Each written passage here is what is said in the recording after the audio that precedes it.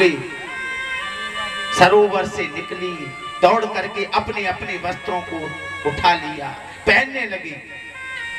व्यास जी बोल पड़े, देवियाओं, जो मेरा अभी 12 वर्ष की अवस्था वाला पुत्र गया है, उनको देख करके तुम्हें लज्जा नहीं आई, और जो मेरी इंद्रियां शिथिल हो गई, ठीक से रास्ता चला जाता नहीं, आंखों से दिखाई देता नहीं, कि मेरे को देख करके तुमने वस्त्र पहन लिए।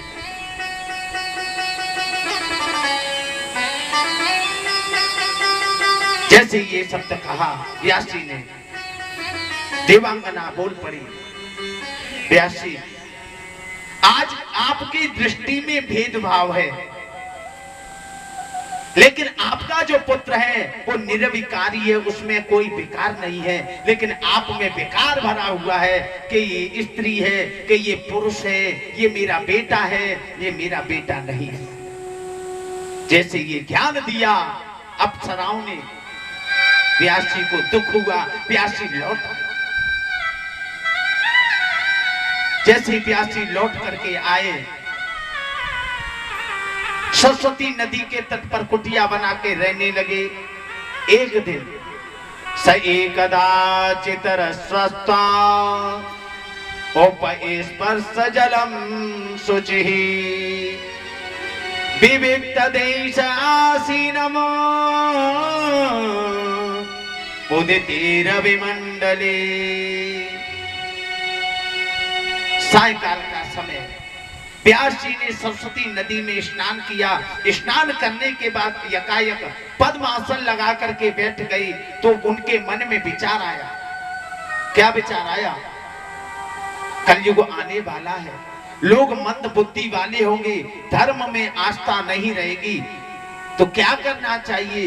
इसलिए आस्था के लिए एक वेद के 4 भाग कर दिए। क्या किए? 4 भाग। सबसे पहले ऋग्वेद, दूसरा बनाया उन्होंने यजुर्वेद, तीसरा बना दिया सामवेद, और चौथा बना दिया अथर्ववेद। 4 भाग हो गए, जिससे लोक कल्याण होगा, लोगों के लिए हितकर होगा। इसके सुनने से, पढ़ने से प्रभु के प्रति आस्था जागृत होगी। जब इतना सप्यास ने किया, लेकिन उनके मन को शांति नहीं थी, मन अशांत है। गोविंद की प्रेरणा से नारद जी का आगमन हुआ, और जैसे नारद जी को देखा, आज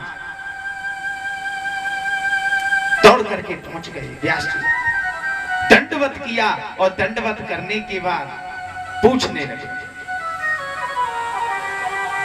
व्यास जी, तुम्हारा मुख कमल उदास क्यों है?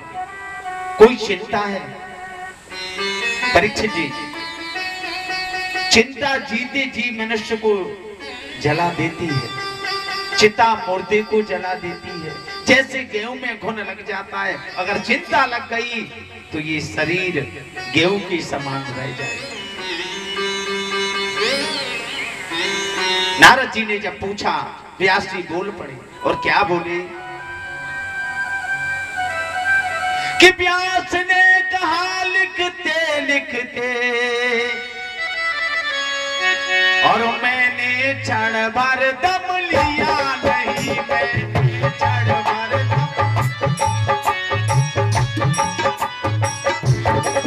फिर भी आत्मा ये कहती है, तूने अब तक कुछ किया नहीं।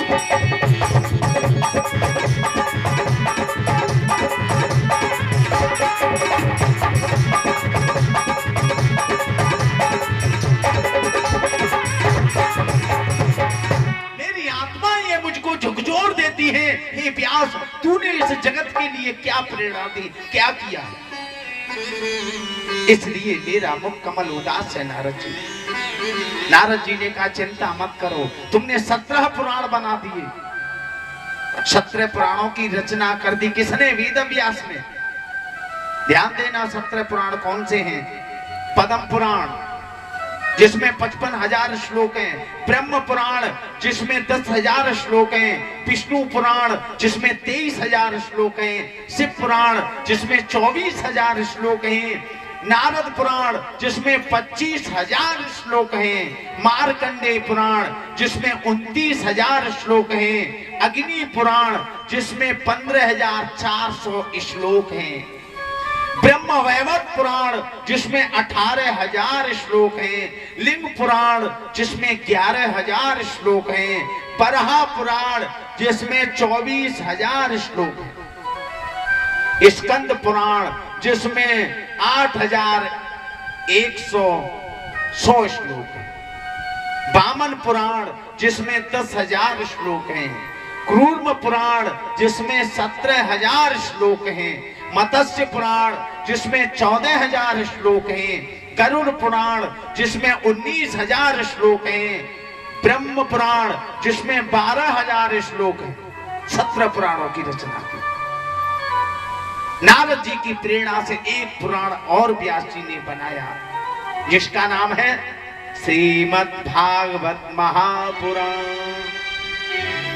जिसमें 18,000 श्लोक है। पुराण बन गया। जब पुराण बनाया, शास्त्र भी बनाए। परीक्षित जी, शास्त्र कितने होते हैं? शास्त्र कितने होते हैं? किसी को नहीं मालूम? पंडित जी बताओ ना। 6। देखो वो पीछे वाले बाबा जी कह रहे 6 शास्त्र होते हैं। हमें तो ये मालूम पड़ती है, ये फॉर्मेलिटी कर रहे हैं सब। 6 शास्त्र होते हैं। मीमांसा, वैशेषिक, न्याय, योग, सांख्य और दर्शन। 6 शास्त्रों के नाम हो गए, लेकिन मन में शांति नहीं। जब 18वां पुराण बना दिया श्रीमद् भागवत महापुराण, तो शांति आ गई। अब पुराण तो बन गया, लेकिन इसका प्रचार कौन करेगा? सुनाएगा कौन? वही सुना सकता है जो निरविकारी हो।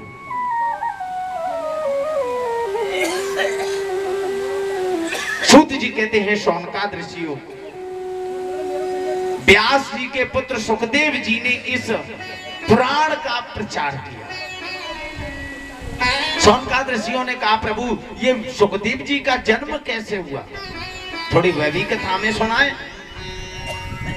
तो सूत जी कहते हैं, शौनकाद ऋषियों, व्यास पत्नी पृथका के गर्भ से सुखदेव जी ने जन्म लिया। वो कैसे लिया? तो ये कथा भागवत जी में नहीं है जो हम अब सुना रहे हैं, ये अन्य पुराणों में है। एक दिन भोले बाबा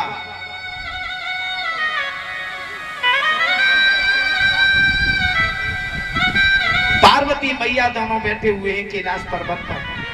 सेवा में मैया लगी हुई है भोले बाबा की, और सेवा करते करते क्या हुआ कि समाधि लग गई भोले बाबा। संत हैं, और संत हैं तो समाधि हाल आ जाती है ना।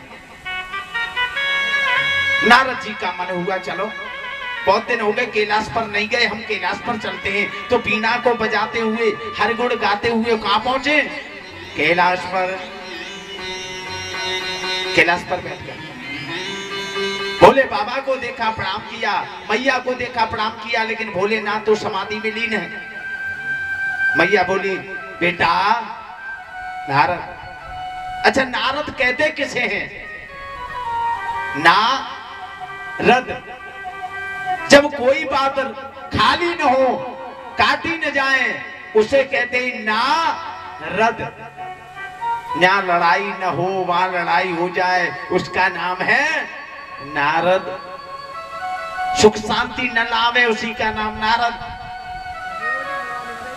लाला, अब की बार तो बहुत दिनों बाद आए, क्या बात है? कहीं रास्ता भूल गई का? मैया, ना रास्ता नहीं भूले, आज याद आ गई आपकी, हम मिलने के लिए चले आए आपसे। अच्छा, मिलने के लिए आए, और कुशल है? नारद जी बोले, हाँ माँ सब कुशल है। माँ आप बताओ, आप तो कुशल हो? मैया बोली, हाँ हाँ हम तो बहुत कुशल है अपने कैलाश पर। कोई बात नहीं। नारद जी बोले, मैया एक बात पूछे तुमसे। पूछो। नहीं नहीं अब नहीं पूछेंगे मैया, नाराज हो जाऊंगी। मैया बोली, नहीं नहीं नाराज नहीं होंगे हम तो पूछो क्या पूछना चाहते हो। नहीं नहीं मैया तुम नाराज हो जाओगे, अब नहीं हम पूछेंगे तुमसे। मैया बोली क्यों रे? पहले तो कहता हम बात पूछे और जब हम पूछने को कह रहे हैं फिर कहता नाराज हो जाएगी नाराज हो जाएगी। हम जब तेरी कसम खा रहे हैं लाला हम नाराज ना होंगी, तू बात पूछ, क्या पूछना चाहता है? नारद जी बोले माँ मैं एक ही बात पूछना चाहता हूँ। कौन सी बात है? मैया जी बताओ कि तुम्हारे जो पति देव बैठे जो तुमसे प्यार कितना करता है? परीक्षित जी ये कोई प्रश्न है? भला ऐसी कौन सी पत्नी होगी जो अपने पति से प्रेम नहीं करती हो, प्यार नहीं करती हो? है जी, सभी करते हैं। डॉक्टर साहब एक और खास बात, आपने अपनी बेटी का विवाह किया 4 लाख 6 लाख 8 लाख 10 लाख में, और जब उस बेटी का उस बेटे के प्रति प्रेम नहीं रहा तो बताओ वो बेटा जो पैसा आपने खर्च किया है 10 लाख 20 लाख 5 लाख वो व्यर्थ हुआ कि नहीं? हो गया।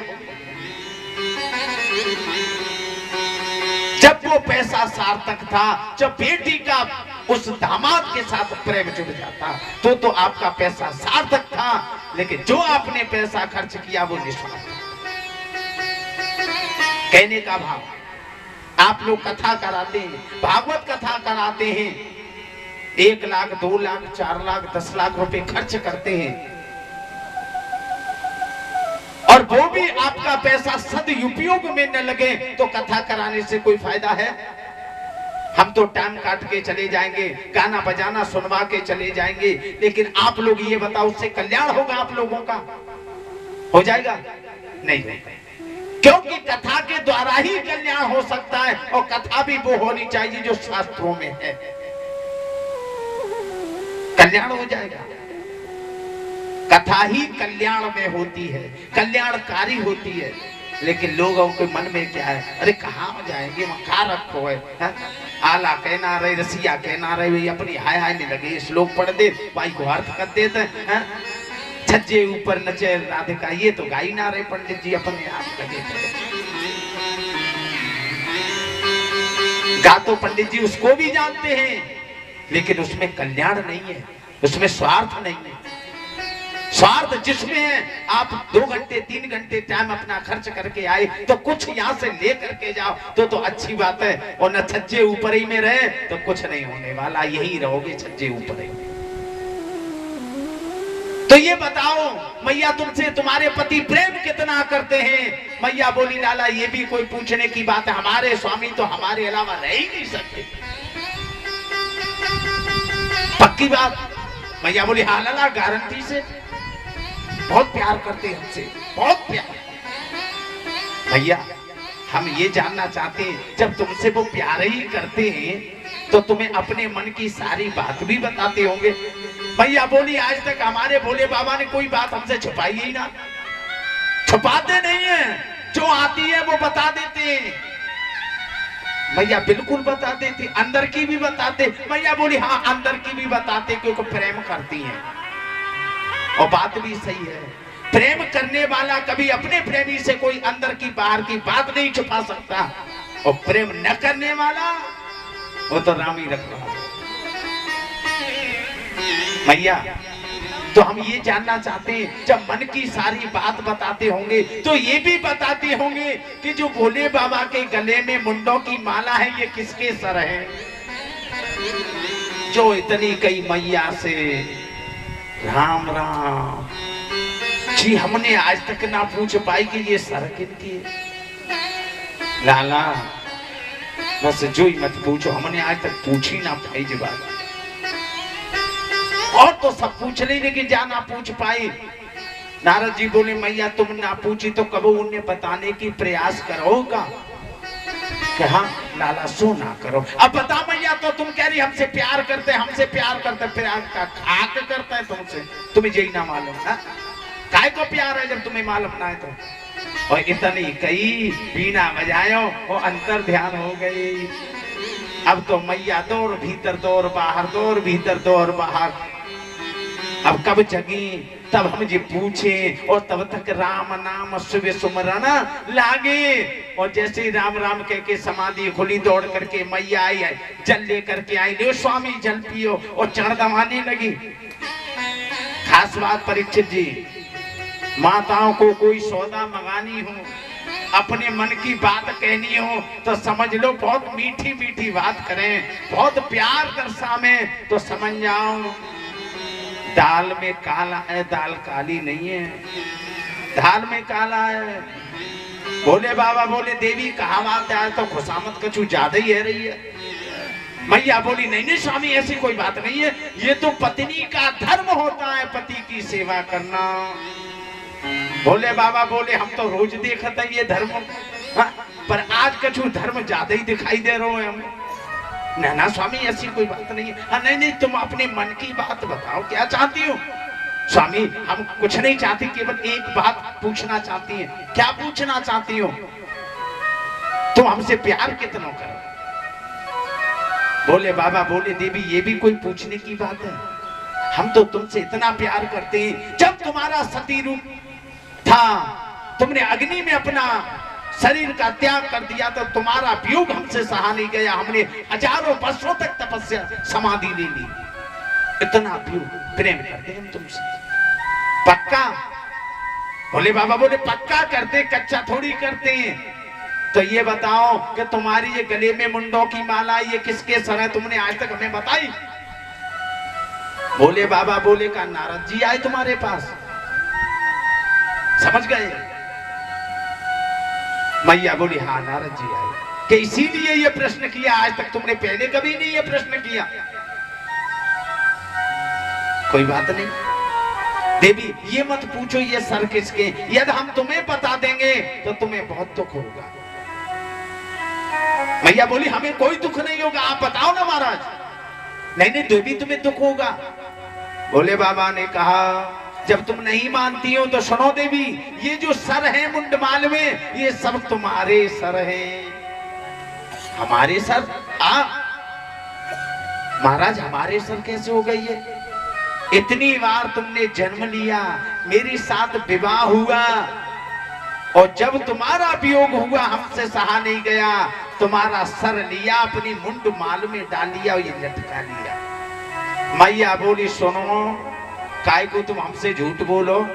बोले बाबा बोले क्यों, ये बताओ स्वामी। हम मरती रही, जन्म लेती रही, तुम्हारे साथ ब्याह होता रहा, तुम ऐसे के ऐसे बने रहे, तुम एक उदाय ना मर सके, हम बार बार मरती नहीं। अरे एक आता है तुम तो मर जाते।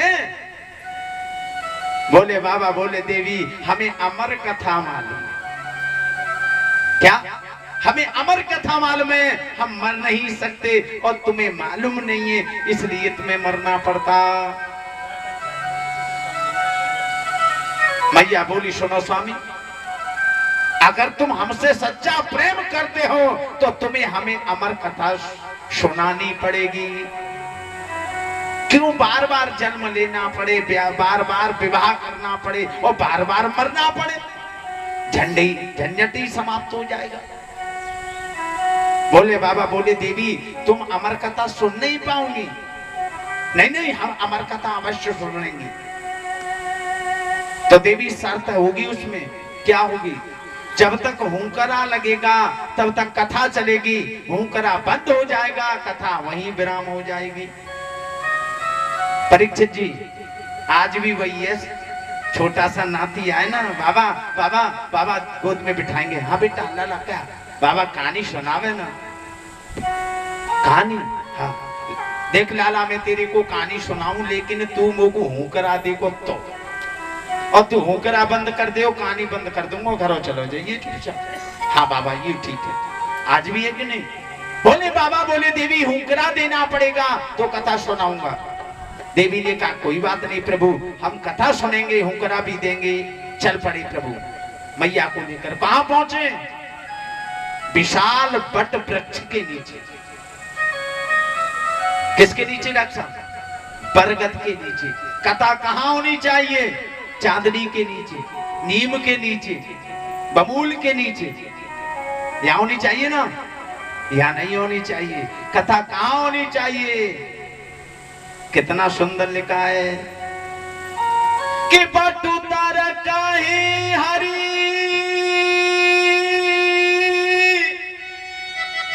कथा प्रसंगा आवहे सुनहि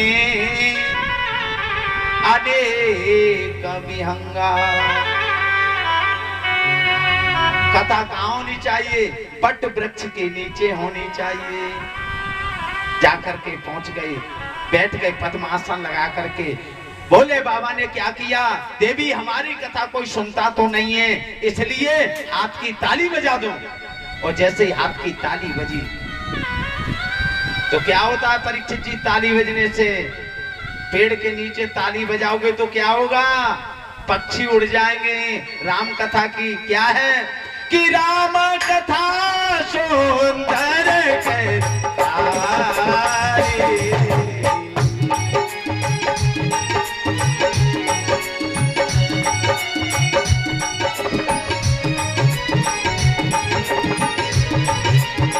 संशय बिहा गयुड़ा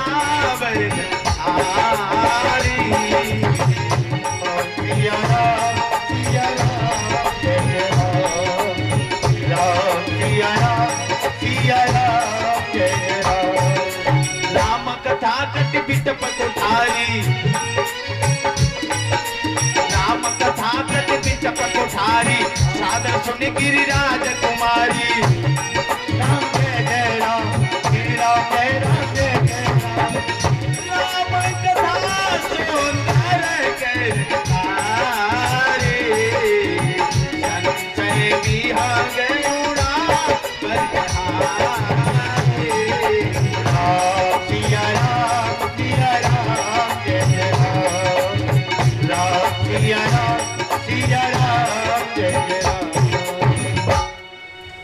जैसे हाथ की ताली बजी, वृक्ष पर बैठे पक्षी दूर उड़ गए। कथा प्रारंभ हो गई, हुंकरा चलता रहा। प्रथम स्कंद से लेकर के और छठवें स्कंद तक तो मैया जगती रही। जैसा 8वां स्कंद प्रारंभ हुआ, मैया सो गई।